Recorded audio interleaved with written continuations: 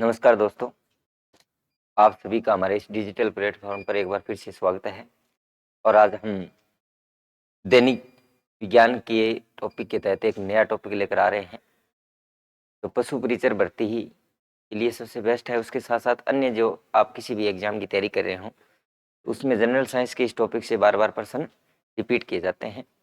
तो एक नए टॉपिक के साथ फिर से शुरुआत करते हैं, अम्ल, क्षार और लवण। आज का जो हमारा टॉपिक है वो रहेगा अम्ल, क्षार और लवण।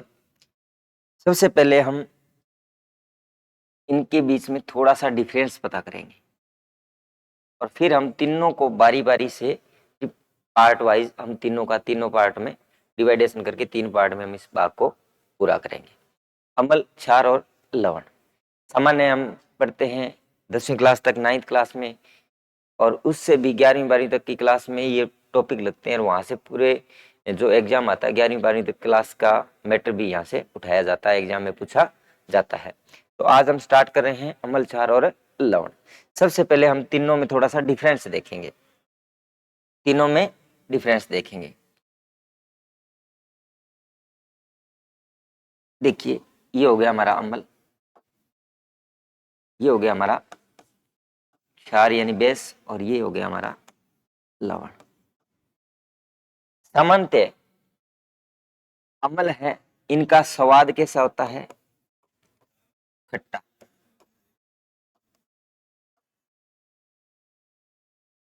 कहते हैं कि जो हमारे अम्ल होते हैं वो स्वाद में कैसे होते हैं? खट्टे होते हैं, स्वाद में खट्टे होते हैं। इनका स्वाद यदि देखें तो ये स्वाद में कैसे होते हैं? कड़वे होते हैं, और ये हमेशा स्वादहीन होते हैं। यानी न्यूट्रिशन अगर हो गया तो उसमें कोई स्वाद नहीं, तो इनका कोई वास्तविक स्वाद नहीं। वे देखिए स्वादहीन इसलिए लिखा कि ये न्यूट्रिशन हो जाते हैं। स्वाद अलग अलग होगा, खट्टा मीठा दोनों का मिक्स स्वाद हो सकता है, इसलिए इसको हमने स्वादहीन के रूप में डिफरेंस पढ़ रहे हैं। जितने भी हमारे अम्ल हैं स्वाद में कैसे होंगे? श्योर यानी कि खट्टे होंगे। जितने भी क्षार हैं वो सारे के सारे कैसे होते हैं? कड़वे होते हैं। एक डिफरेंस तो ये आता है। दूसरा डिफरेंस ये आता है, ये जो जलीय विलयन में, जो हमारा जलीय विलयन होता है, उस जलीय विलयन में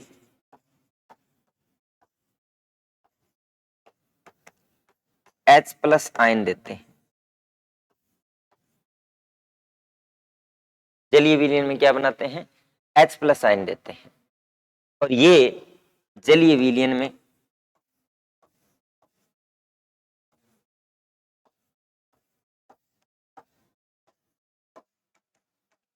OH- आयन देते हैं।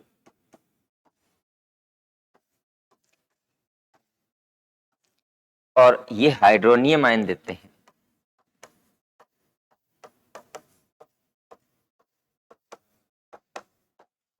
यानी कि H3O+। ये जलीय विलयन में हाइड्रोनियम आयन देते हैं। जलीय विलयन में क्या करते हैं? ये जो हमारा जलीय विलयन है, जितने भी अम्ल है सारे के सारे क्या देंगे? H+ आयन देंगे पहचान के लिए। जितने भी क्षार हैं ये OH- देते हैं, जबकि ये हाइड्रोनियम आयन का मतलब अम्ल और क्षार के जो आयन है वो परस्पर संयुक्त हो जाते हैं और हाइड्रोनियम आयन बनाते हैं। ये हो गया आपका लवण। तीसरा डिफरेंस इसमें ये आता है कि लिटमस पत्थर को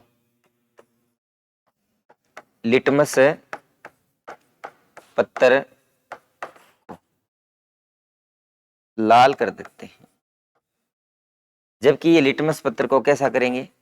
नीला। तो यहां लिटमस पत्थर कैसा रहेगा? रंगहीन। लिटमस पत्थर कैसा रहेगा? रंगहीन। बहुत सारी किताबों में हम पढ़ते हैं कि ये नीले को लाल में बदलता है, ये लाल को नीला करता है। अम्ल और क्षार के बारे में हम किताबों में यही पढ़ते आए आज तक। वास्तविकता में क्या होता है कि जो लिटमस पत्थर होता है उस लिटमस पत्थर का कलर कैसा है इसके बारे में थोड़ा सा डिस्कस करूंगा। लेकिन हमेशा ध्यान रखना कि जब भी लिटमस पत्थर किस रंग का दिखाई दे आपको, लिटमस पत्थर लाल रंग का, इसका मतलब उसके अंदर क्या है? वो विलयन किसका है? अम्लीय विलयन है। यदि लिटमस पत्र नीला होता हुआ दिखाई दे रहा है, इसका मतलब विलयन कैसा है? क्षारीय विलयन है, यानी उसमें क्षार की मात्रा उपस्थित है। एक थोड़ा सा डिस्कशन और कर लेते हैं। जो हमारा लिटमस पत्र है,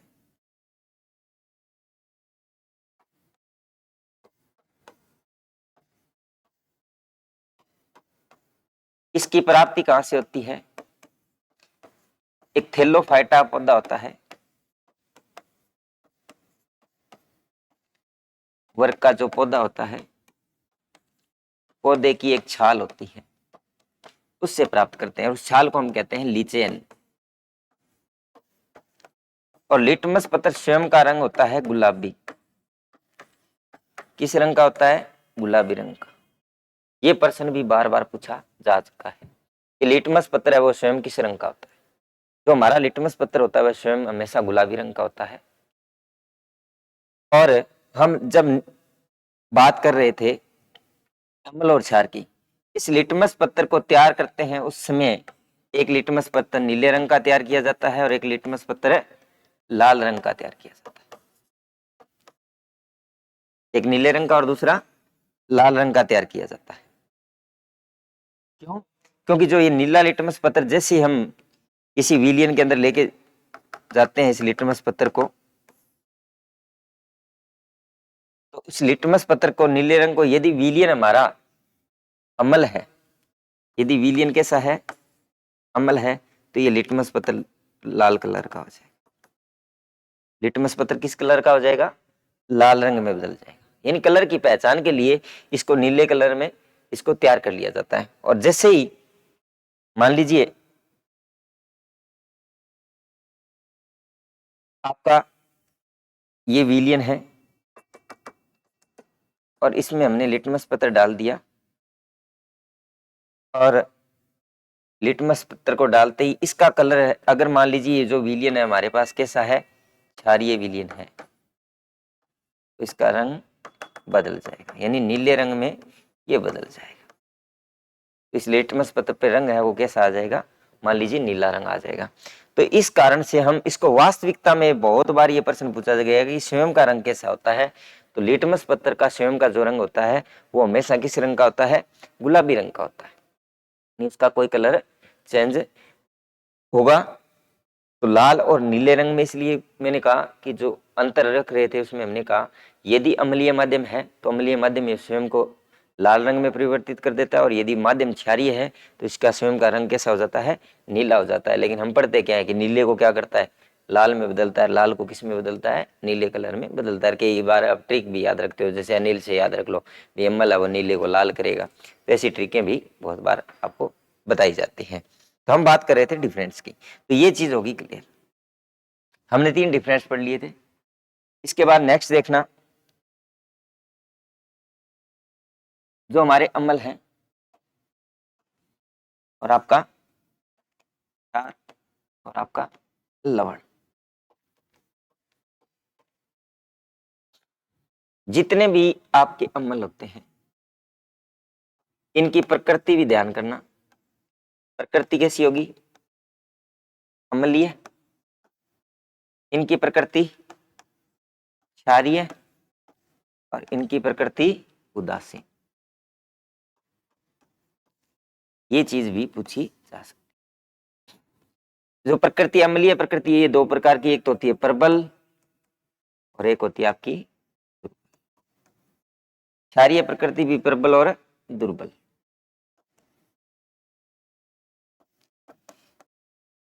इसी आधार पर हम प्रबल अम्ल और दुर्बल अम्लों को बांटते हैं, और ये उनकी प्रकृति उदासीन रहेगी।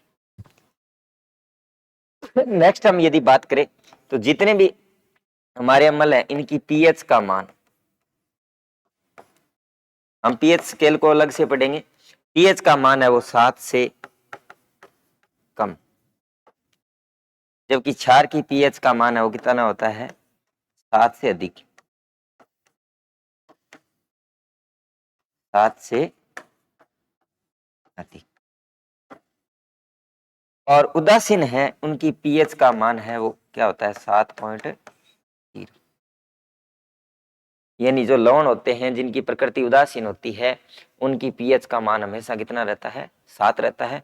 अम्लीय माध्यम होगा तो पीएच धीरे धीरे कम हो जाएगी, यानी 7 से कम हो जाएगी। और यदि माध्यम क्षारीय है तो उनकी पीएच बढ़कर 7 से ज्यादा हो जाएगी। नेक्स्ट चीज, एक चीज हम और ये पढ़ते हैं सूचक के माध्यम से कि अम्ल और प्रबल की जो पहचान की जाती है, तो सूचक भी होते हैं कुछ, वो सूचना देते हैं कि अम्ल प्रबल है या दुर्बल है या उदासीन है।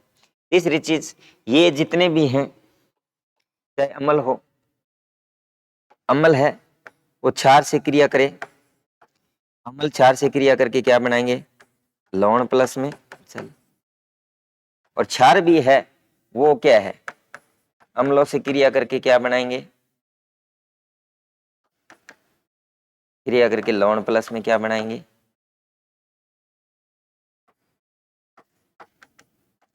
लवण प्लस में। और ये दोनों जो क्रिया होती है वो उदासीनीकरण अभिक्रिया होती है।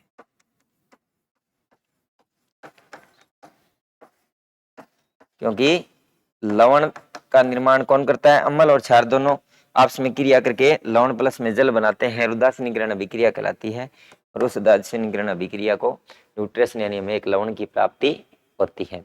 जितने भी अम्ल है वो धातुओं से क्रिया करके हाइड्रोजन गैस देते हैं, ये CO2 गैस भी देते हैं। इसके बारे में हम नेक्स्ट पार्ट में हम डिस्कशन करेंगे। तो मुख्यतः अंतर क्या हुआ कि जितने भी अम्ल हैं, क्षार हैं और लवण, इनके मुख्य अंतर के बारे में की बार थोड़ा सा एक बार हम एक लाइन के माध्यम से एक छोटा सा प्रश्न पूछ लिया जाए कि हो सकता है कई बार ये पूछ लेते हैं कि इनकी प्रकृति कैसी होती है, इनके बीच में कोई मान लीजिए आपसे किसी अम्लीय माध्यम के पर्सन बना के ए और बी दो मान लो कोई बिकर है, उसमें से ये विलियन डाला हुआ है, इस विलियन में हम लिटमस पत्थर, ये लिटमस पत्थर डालने, यदि उसका रंग इस प्रकार से परिवर्तित हो रहा है तो उसमें परिवर्तन का कारण क्या है, उसकी सीधी सी बात प्रकृति पूछेगा। अम्लीय प्रकृति होने के कारण, क्षारीय प्रकृति होने के कारण, न अम्लीय न क्षारीय, और कई बार ये पूछ लिया जाता है दोनों का मिश्रण यानी उदासीन प्रकृति होने के कारण। तो आपसे इस तरह के प्रश्न इसमें से पूछे जा सकते हैं। तो ये हो गया इनका प्रमुख अंतर। अब हम सबसे पहले बात करते हैं अम्लों की। हम बात करते हैं जैसे प्रमुख अम्ल आपके ये बार पूछा जाता है, अम्ल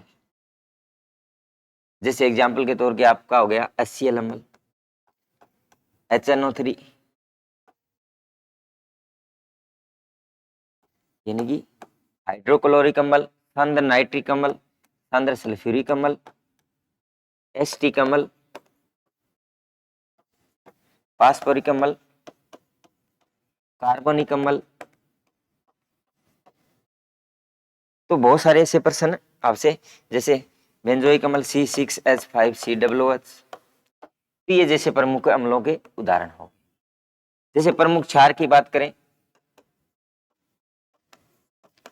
क्षारों की यदि हम बात करें, जैसे सोडियम हाइड्रोक्साइड हो गया, पोटेशियम हाइड्रोक्साइड हो गया, कैल्शियम हाइड्रोक्साइड हो गया, मैग्नीशियम हाइड्रोक्साइड हो गया,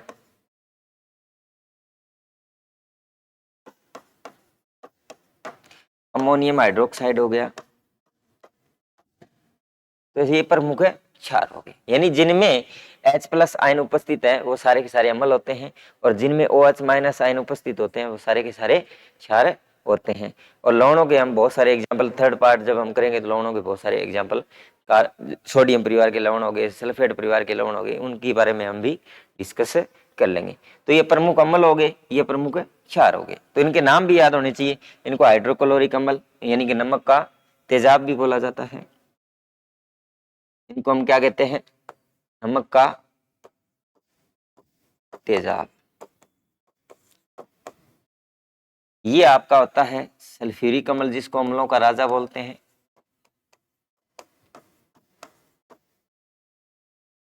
ये छोटी छोटी प्रश्न पूछ लिए जाते हैं।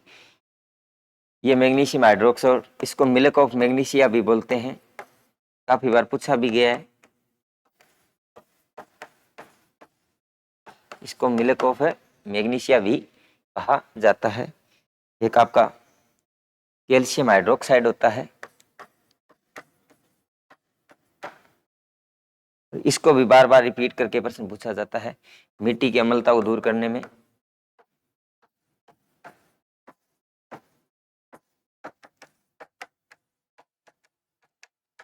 इसका प्रयोग किया जाता है। तो ये प्रमुख एग्जाम्पल हो गए। इसको हम हाइड्रोक्लोरिक अम्ल बोलते हैं, इसको नाइट्रिक अम्ल बोलते हैं, इसको सल्फ्यूरिक अम्ल बोलते हैं, इसको एसिटिक अम्ल, और इसका दूसरा प्रसिद्ध नाम होता है सिरका, विनेगर। काफी बार पूछा जाता है सिरका किसे कहते हैं। आपका फास्फोरिक एसिड हो गया, कार्बनिक अम्ल हो गया H2CO3, ये आपका बेंजोइक अम्ल। तो इनके बारे में भी काफी एग्जाम्पल है। Sodium hydroxide, potassium hydroxide, calcium hydroxide, milk of magnesia, ammonium hydroxide. इनके बारे में साधारण से नाम सा आपसे पूछा जा सकता है, सूत्र देके पूछ लिया जाएगा, किसी काम में आते हैं, उपयोग क्या होते हैं, इनके बारे में भी हम डिस्कस करेंगे। तो प्रमुख डिफरेंस हमने पढ़ लिया कि अम्ल और क्षार और लवणों में प्रमुख डिफरेंस यानी अंतर क्या होता है। अब हम बात करेंगे, सबसे पहले अम्लों के बारे में डिस्कस करते हैं। उससे पहले हम एक चीज आपको अच्छे से याद होनी चाहिए, उसके बारे में थोड़ा सा हम डिस्कस कर लेते हैं। एक होता है आपका सूचक, इंडिकेटर, यानी कि इसको हम बोलते हैं सूचना देने वाले। और ये जो सूचक होते हैं ये प्रकृति का निर्धारण करते हैं, इसकी विलयन की। और इस सूचक के माध्यम से हम क्या कर सकते हैं, अम्ल, क्षार और लवणों की प्रकृति का अध्ययन कर सकते हैं, है ना। तो ये सूचक भी दो प्रकार के होते हैं। इनको हम एक तो बोलते हैं प्राकृतिक और दूसरे होते हैं आपके कृत्रिम। जो आपके प्राकृतिक होते हैं वो प्रकृति द्वारा निर्मित होते हैं,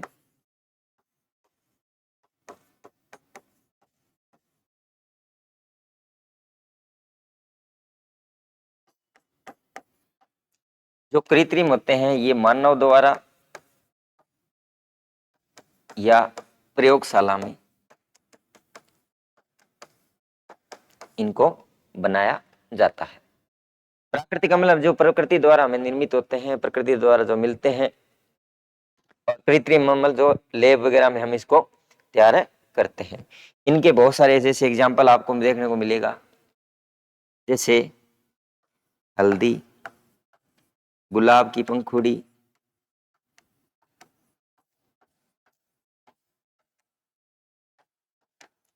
है ना, जैसे डहेलिया। और इनकी यदि हम बात करें तो प्रमुख एग्जाम्पल की जैसे फिनोप्थलीन,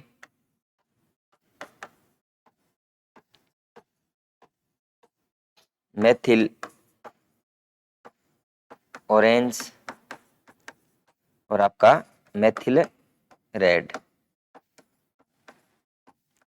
ये प्राकृतिक सूचक होते हैं जिनके सामान्य नाम पूछे जा सकते हैं। डहेजिया, डहेलिया बोल देते हैं, डहेजिया भी बोल देते हैं, हाइड्रोजेनिया भी इसमें आता है। ये कुछ प्राकृतिक सूचक होते हैं जिनको हम सामान्यतः अम्ल और क्षार की पहचान के लिए यूज में लेते हैं। तो इन सूचक ही हमें बताते हैं कि हाँ वास्तव में इनकी प्रकृति कैसे है। जैसे हल्दी का यदि हम प्रयोग करके विलयन में डालें, यदि विलयन का रंग रंगहीन रहे तो हो सकता है क्या होगा कि उसमें मात्रा है वो अम्ल की होती है। ऐसे जैसे मान लीजिए आप एक बीकर के अंदर विलयन है, उस बीकर में आपने हल्दी का गंठिया डाला, तो यदि उसका रंग रहे रंगहीन, यानी कि वैसे पीले का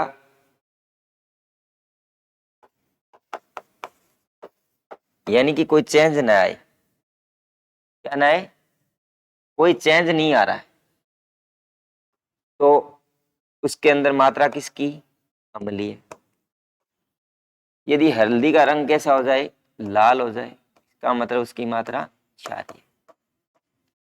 तो इससे पता चल जाता है, प्राकृतिक सूचकों के द्वारा भी हम इनका पता कर सकते हैं कि उपस्थित जो विलयन है वो किस रंग का है, किस प्रकृति का है, कैसा है।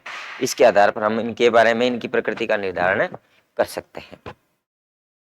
तो हमने पार्ट ए के अंदर हमने इनका प्रमुख डिफरेंस पता कर लिया। अम्ल, क्षार और लवण क्या होते हैं, इनके प्रमुख उदाहरण भी हमने पूछ पड़े हैं।